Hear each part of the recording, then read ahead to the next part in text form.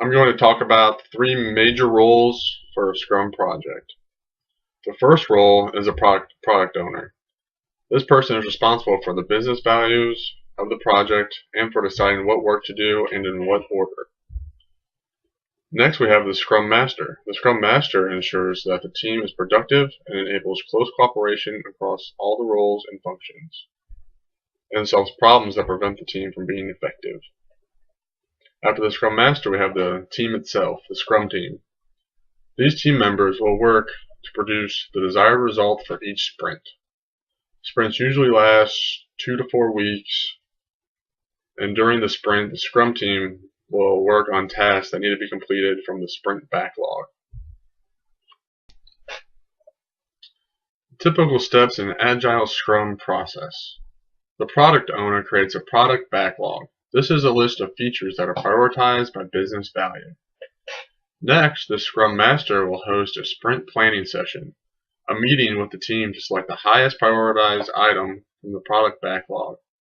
They break this down into smaller tasks and then add those smaller tasks to the sprint backlog. Then the team pick the highest prioritized item from the sprint backlog to work on during each sprint. Each day during the sprint, they have a daily Scrum meeting where they collaborate their plans for the day. This is also run by the Scrum Master. After the sprint is finished, they hold a sprint review where they show the product owner the completed result of the sprint. After the review, the product might be implemented, or the team might have another meeting called the sprint retrospective, where they will look for ways to improve the product.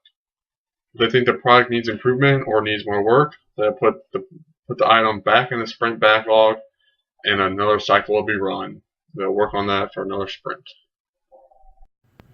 Hi, my name is MD Kausar Ali and I will be presenting about Agile method using Scrum. Scrum is a subset of Agile. It is a lightweight process framework for Agile development and it is mostly widely used.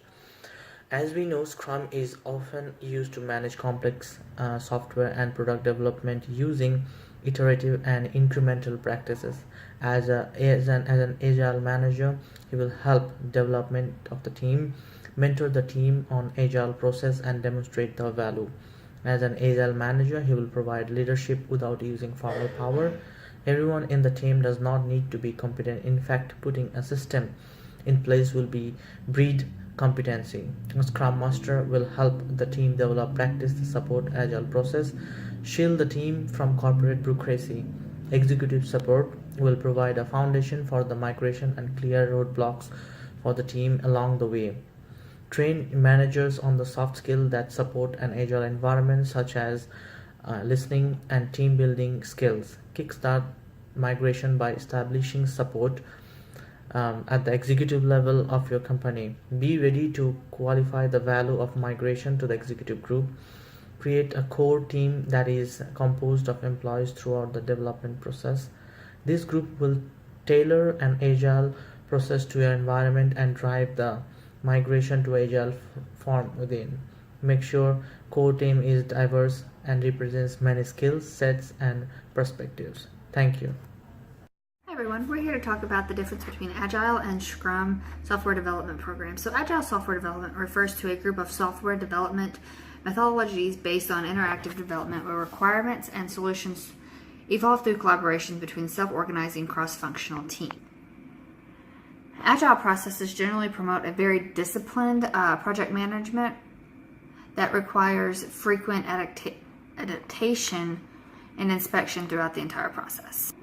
It also encourages teamwork, self-discipline, and accountability for the part of the project that you are actually working on. Agile development refers to any development process that is aligned with the concepts of Agile Manifesto. This was developed by 14 leading figures in the software industry and reflects their experience of what approaches do and do not work within the project plan.